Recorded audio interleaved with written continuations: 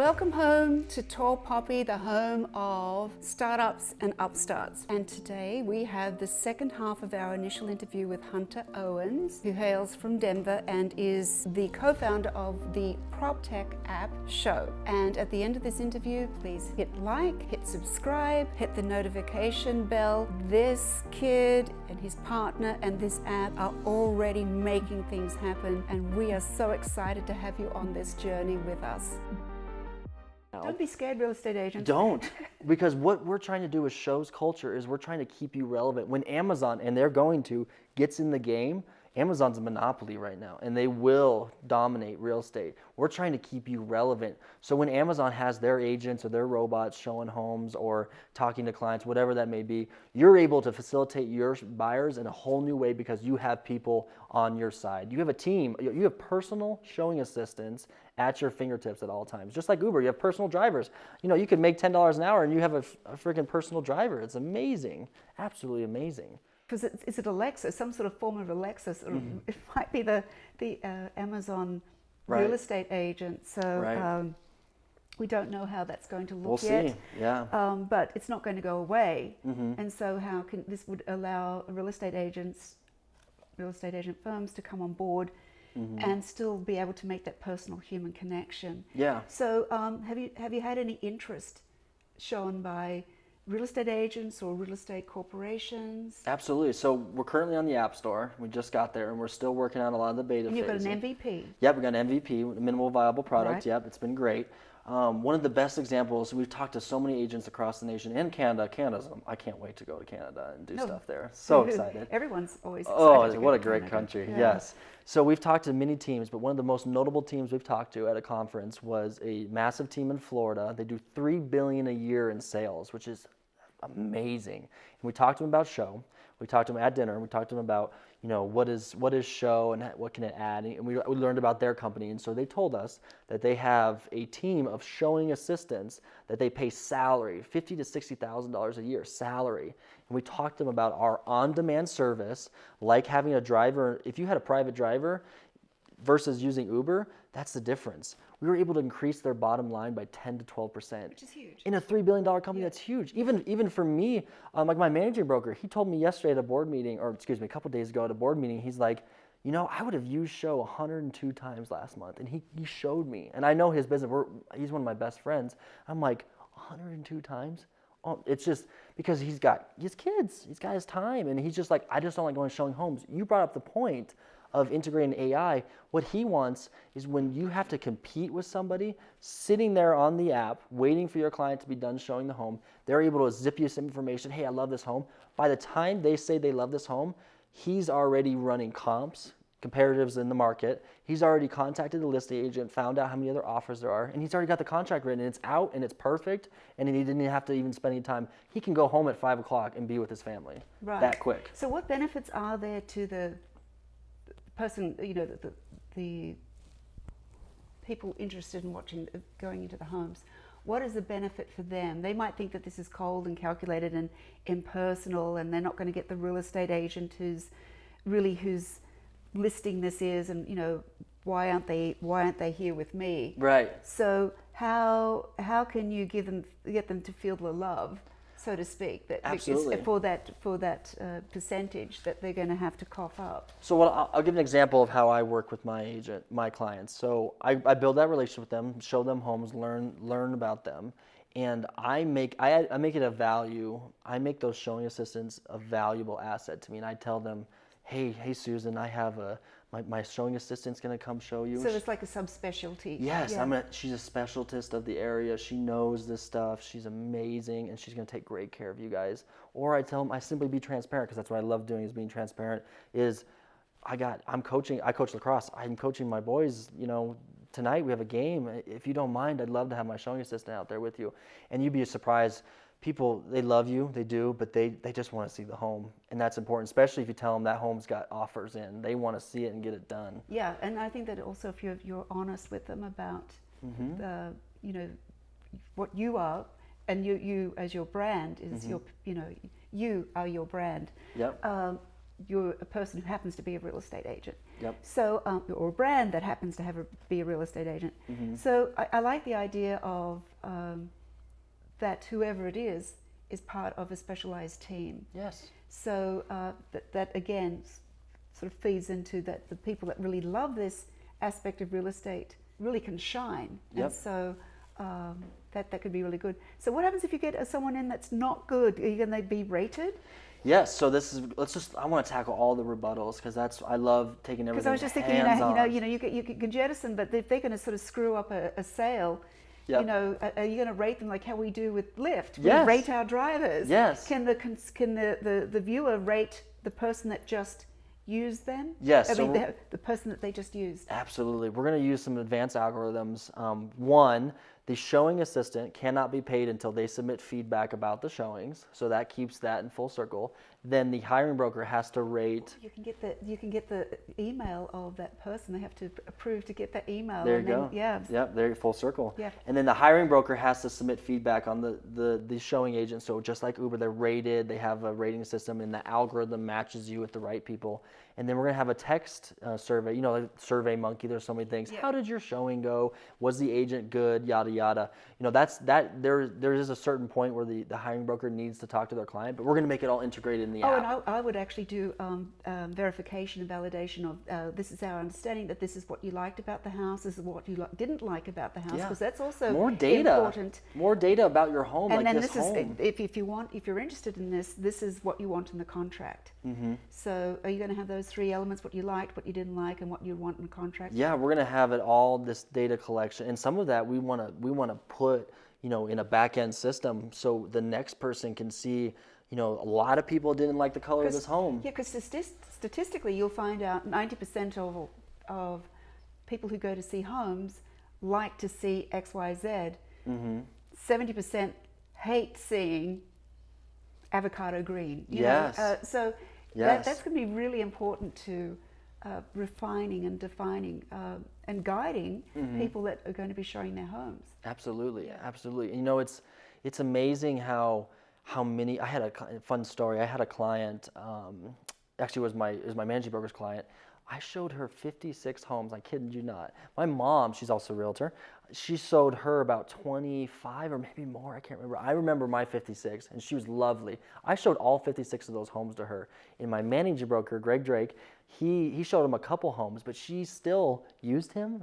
I showed her all these homes. I found the home that she bought, and Greg paid me well, and she ended up selling her home again and using him again. And he built that relationship. She didn't care that I was out there. She just cared because she had to see 56 homes because she didn't like this, this, and this. And I would have loved to have gotten her feedback on all those homes in a concise system. Because then you would have been able to sort of prove, sort of work out through algorithms of, home assessments and analysis. Oh, I'm not even going to take her there because I know statistically she doesn't like X, I could have Y, cut Z. down those 56 homes. I mean, he paid me well, but oh my gosh. But it also saves her time. Your time's valuable, but her time's valuable too. It is. And so that's something I'm sure she would appreciate as well. Yeah, and let me tell you another thing that show's trying to do, and this is big as well. Let's just take a common number of somebody looks at 10 homes online, right? And through those 10 homes, they're able to cut down 7 homes just online. And so there's 7 homes somebody wants to see. Show is getting into the VR sector as well. And with that, being able to tour home in a virtual reality and see things and interact with things inside the home, you're able to cut down those 7 homes maybe to 5 or 4. That's less homes you have to show to someone. And you're still going to show those, but we're able to increase, people can see more homes. Or I'm coming this weekend from Texas and we only have a day to see it.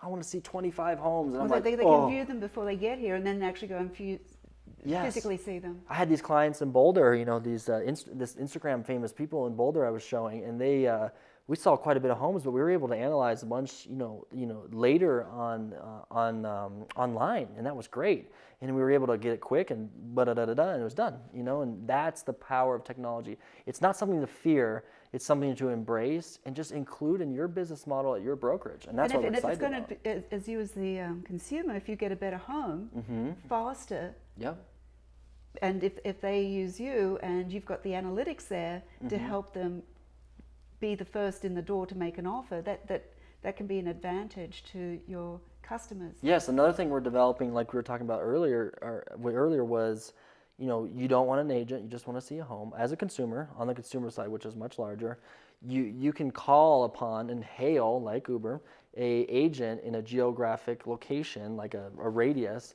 and that agent, if they're nearby, gets pinged through their app, and we have a different name for it. It's still Show, but it's a different subsidiary. And they would say, okay, I'll go show this house, and they come over there. Maybe they buy with them. It's a lead for that person, for that realtor, but also that consumer got to see it. Mm-hmm. For investors, they get to see more homes, and they don't have to be tied. Bless you. They get to see more homes, and then leases as well. You get to, in the East Coast, leases are huge.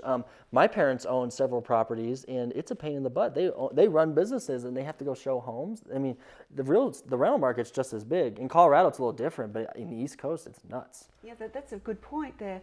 Now, I'm curious about monetizing the app. Mm-hmm. So, do you have a 5-year plan for monetizing, for scaling? Do you have any analytics on ROIs? Mm-hmm. Do you have any plans to, click funnel, monetize any other of the data collection of just increasing the surface area for the investor to monetize? Yep. So we have a couple of revenue streams. Our main one being the app is free. Anyone can download it. You just can't sign up if you're not a broker because we have back end. And that's only version 1. That's version just 1. Yep. Yeah. So you get paid through the showings. That's one of the revenue streams. We'll have advertisement. We've had several mortgage companies, title companies, plumbers, inspectors, industry professionals within real estate that have expressed they want to advertise on our app because there's no other way to advertise to realtors than a solid app. And especially if you're new to an area. Yeah. And we came up here, and you don't know anyone. You don't know plumbers, you don't know roofers, you don't know, also if you're in a different environment and you come up and you need people that can do snow plowing, which seems silly, but when true. you need it, yes. you don't know who to get. Yes. Cleaners. So we're going to give that kind of power on the app. Advertising. Everyone knows the power of advertisement. It's consuming all of our lives. That's just how it is. So we're going to do that. We're also going to have different, sub companies of Show that deal with luxury. Like I was saying, a leasing side. We'll see how that looks on the technology back end. Other just revenue streams through that. Just any way that people need to see a home, we're gonna facilitate. We've also talked about open houses. People being at open houses, courier services. If you need to, have an errand run, like a sign ran somewhere. We've talked about that because I used to do that for my broker, and he just pays me hourly, and I would, go put a sign in a window or put a sign in the yard. Have you thought of putting in any of the aspects of, say, Airbnb's platform into integrating that into your Uber type? We haven't discussed that. Okay. But we're always Airbnb is very interesting. They also another company that got a lot of flack at first, and then they really listened to their audience and created a great product. Yeah. And they're a company that ticked off the large corporations, the hotels, but it's market driven. Power to the people. It's power to the people and power to the people. We love that. The individuals. Yes. And so if they were performing and giving what they wanted, then people would want to stay with them. So I think it's going to do a lot of harm, if any government officials are listening, is it really does a lot of harm to the individual rights and responsibilities of for both the private transaction. Yeah. Both the people that own the Airbnb and the people who want to stay there.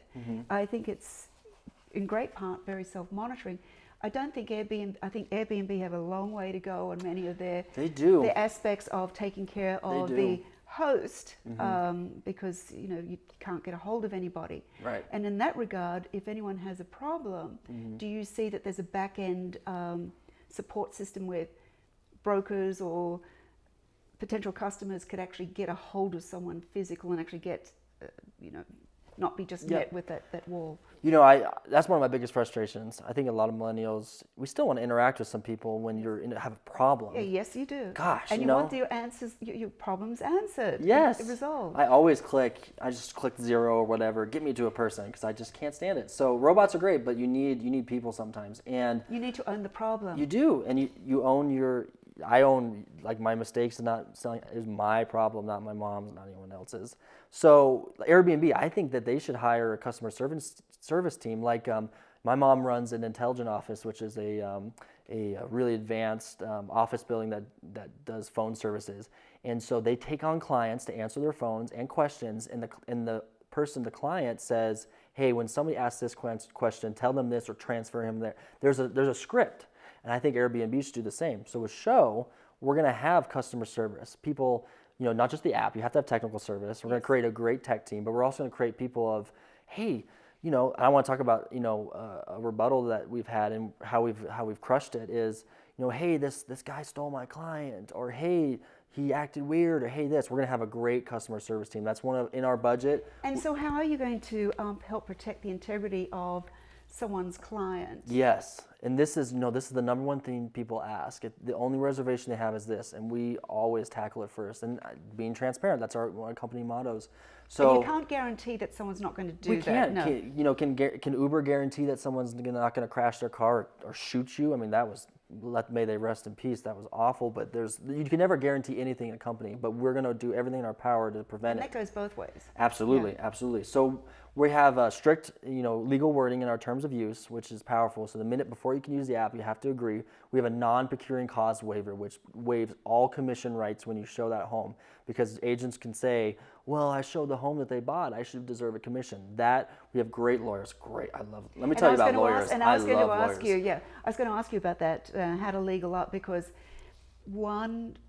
just one thing wrong in a contract can just unravel everything. But also, having come to this country and we're litigation adverse. Having my app that I developed was really great app too, by the way. Thank you. Yes. So, everyone was blaming attorneys for these title opinions not getting done. Yeah. And even though this is funny, in oil and gas they're called reptiles. Most people think of lawyers being snakes in the grass, but it's real estate, probate, and title lawyers. Often, the nexus of mine was that they were going to get venture capital, and of course they had to have collateral and having proper title. The company that I was with at the time had asked me to come on, the CFO had asked me to come on to find out how much hair was on this dog, because he was starting to get a bit suspicious as a public company. And just as Sarbanes-Oxley was coming in, and these people had no clue. Oh, it was rather hostile internally, and it turns out that they did not have title, and we were dealing with litigation as well all the time. But they were blaming the attorneys, of course, and as though that was going to pass. And so that was part of the. So we have some crossover, but they can actually be really good guys. So I love lawyers. Yeah, I truly love lawyers. Depends if they're on the other side. Oh, I know. I mean, they're paid to do their job, but I love what they've done for our company. And we talked also. The procuring cause waiver is great. And I love to hear that you're really lawyered up on this. Oh, I should have been a lawyer, because I've been loving it. This time. On the board, I sit as the head of legal because I love it so much. And so another thing that we've done is, And then that should really give comfort to the people that are using this. Yes. Because that really is important to protect both sides of the equation of the. Yes, and what we're doing is we're getting in contact with all the governing agencies. So when you hold a license in Colorado, in any state, and so this is going to cross all the borders, state laws. So it's going to be applicable. Yeah, so we're gonna work with each governing agency. Like in Colorado, it's called DORA, the Division of Operating of Regulatory Agencies. So they maintain your license and they regulate it.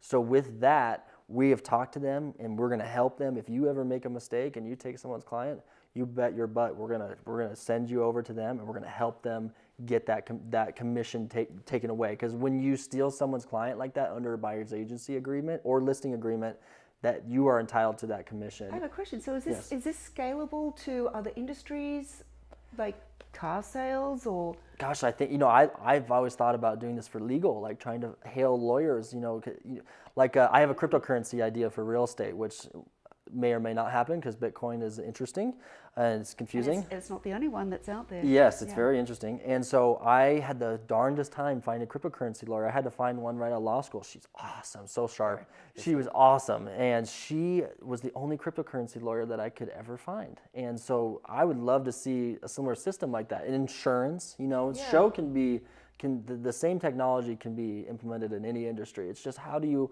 execute it, and not only how do you execute it, how do you maintain the culture? So many great companies out there, but they do silly things and they don't stay transparent and keep their integrity intact. So what are you planning on doing, obviously you're keeping data, so how are you going to maintain integrity to the general public? Are you going to put out satisfaction numbers every year? Mm-hmm. And then I'll ask you, I'll let you answer that, and then I'll ask you to how do you, at this point in time, is show defining success? Yeah. So one of the things that what I love, I'll tie it into the video game industry, is when you're creating a product, especially in the tech sector, listening to your community is so important. And there's so many great video game companies that do and don't listen to their community. What we want to do with Show is we want to listen to feedback. So as we grow, any growing pains of a company, we want to listen to what is good for them, what is bad for them, what can be changed. Listen, and then reevaluate. And that's one of our main plans, to keep relevant and keep our integrity intact. Like, if there's problems, we need to fix it. So with the marketing, for people to get them to know you, are you going to go out into like Wired, or how are you going to? Yep. So there's. So what is the general plan to sort of like launch this? Yes. So there's I believe a lot in Colorado, as we're testing a lot in Colorado. I have great connections just to talk with title companies, mortgage companies, getting into events and whatnot on a big scale. Social media is amazing; it's very powerful. But there's great conferences like Inman News, and Realtor.com holds an amazing conference. Zillow, the tech conferences. We're in big PropTech investor meetings that not only to get invested into, but also to talk about our product. Are you going to go to PropTech? Yeah, we're actually, we missed Inman because we weren't ready last year. It's usually in November, but we should be going this year. We have another one in San Francisco we're going to. I can't remember the exact, one of our board members kind of handles all those events. We just go, and I'm just ready for it. So we're kind of working on that, but. When's there, and then is there a PropTech conference? Yeah, he sent me one somewhere in November. So that would be a good one to go in November, and I'd love to sort of follow up with you with that. Because yes.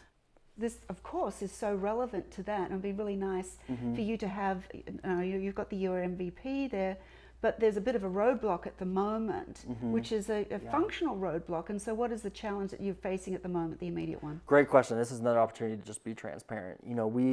Capital is one of the hardest things for any startup to accomplish, unless you have to prove value to do it. Yes, and you have to be relevant with your product, and you have to add value, like you said. And then sometimes you just don't know people. It's hard. So capital has always been a hard thing for us. We've dumped a lot of money into this.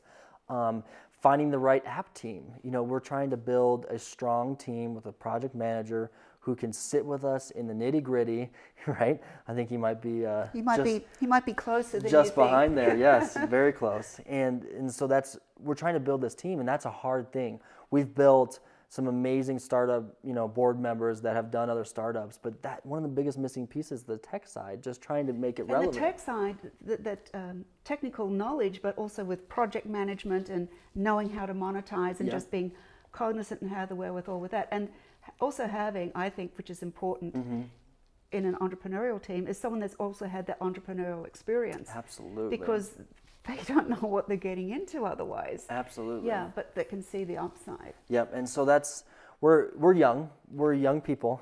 Yeah, we're young guys. Our board is not. So is he. Yeah, right. We're all young. But what I will say is we're inexperienced. This may be one of my first startups, and several more to come. I have several others, but this one is my baby. And I'm transparent that I don't know everything, and I never will, but we're surrounding ourselves with those people. And you've got, like, on your board, you've got some big, heavy hitters. Yeah, congratulations on that. We were How lucky. did you source your board members? We were just. And we can't say yet. Yeah, I don't want to give disclose, but a couple of them are a little big. Yeah. Golly. Yeah, and what we just tried to be was human. Just be kids. How did you make connections with them? So and we as entrepreneurs go, how do you do this? Yeah, we were really lucky. One of the guys, two of the guys were actually in the real estate sector, and they're just top producers, and they just love us. And one of them's our seed investors because we were transparent. We told them, they see our vision. When somebody sees and talks to me, I don't know everything, but they know And if you've got a top producer in real estate, Yeah. And when we're talking about top, we're talking about top. Yeah. And they see the value of this. Yes. It's significant. It helps. It gives us faith, and we just show them our passion, Patrick and I's passion, and why we want to do this, and they just got right on board. And then another gentleman, international startup genius, he really got big with us because we showed him the value, and we showed him the monetary value, how it's all going to go ABC, and he just loved our passion. Yeah. But he also saw our gaps and our inexperience, and so he just jumped right on board, and he's like, I can fix those. You guys have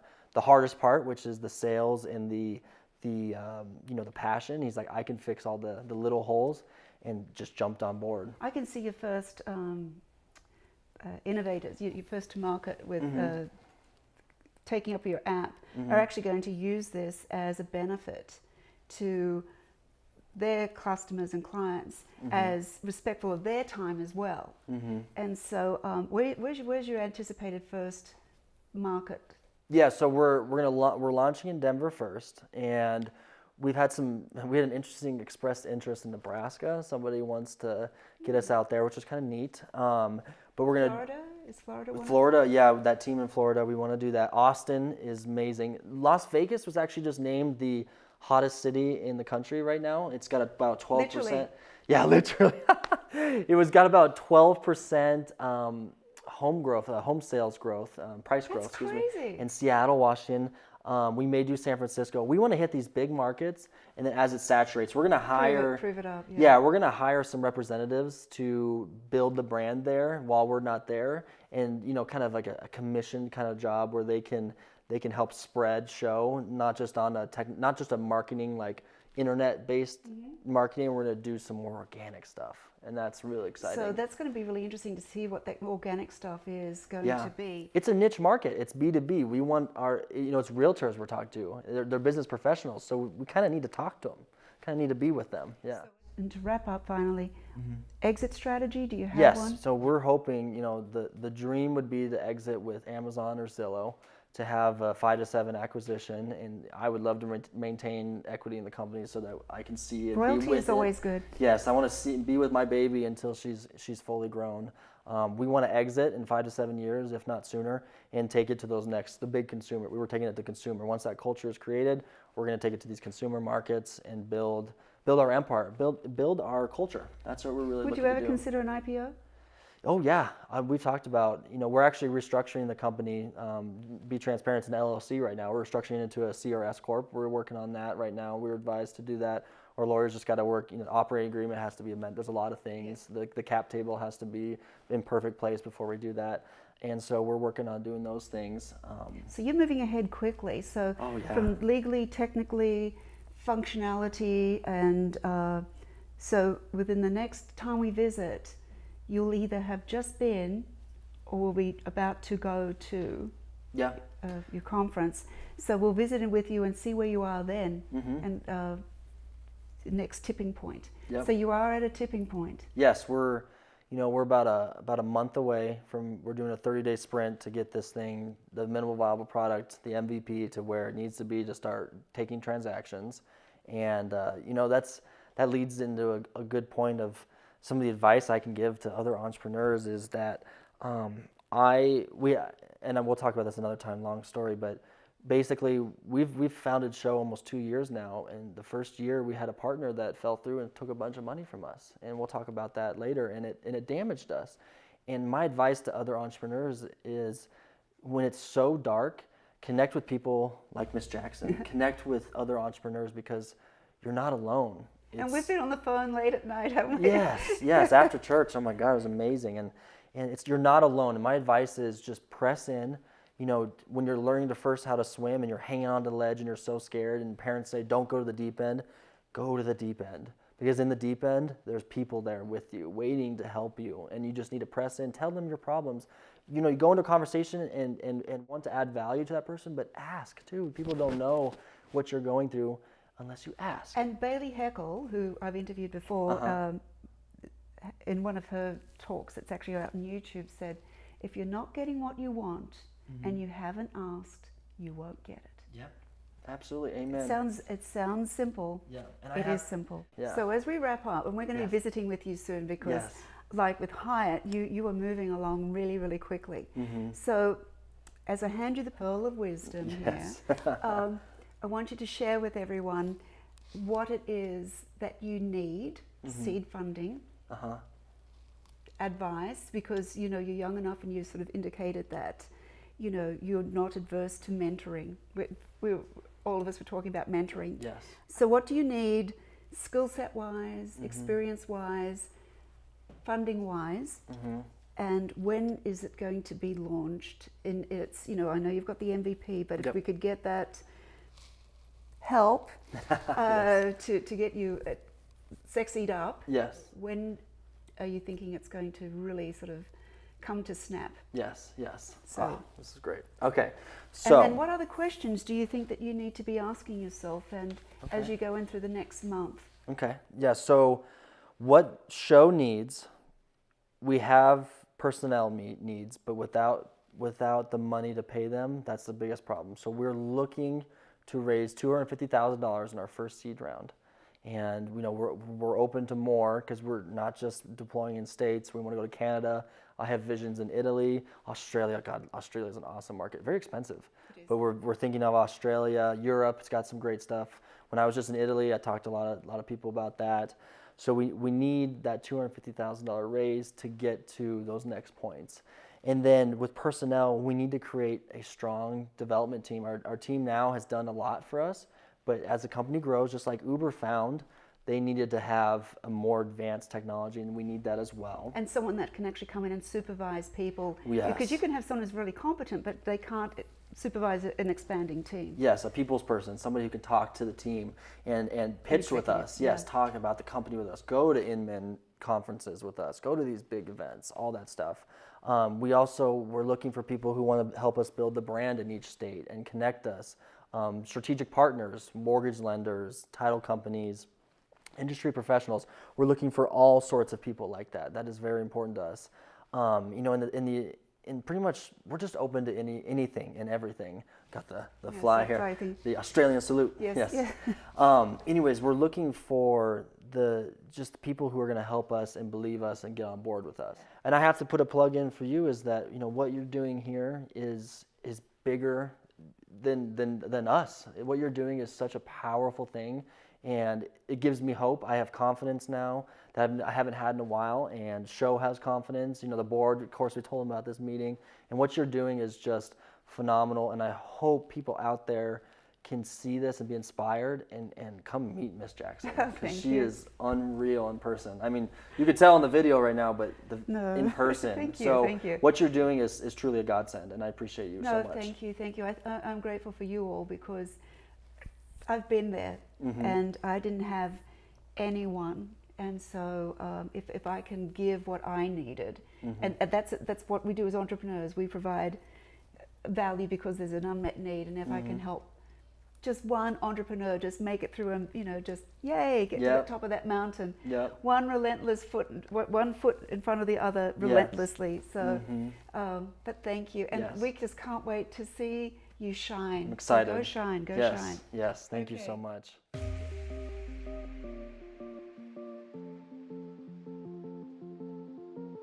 Thank you for watching the video. I know that you're excited and following these people. Hit like, hit subscribe, and hit the notification bell. And we look forward to hearing from you and seeing you in your journey too.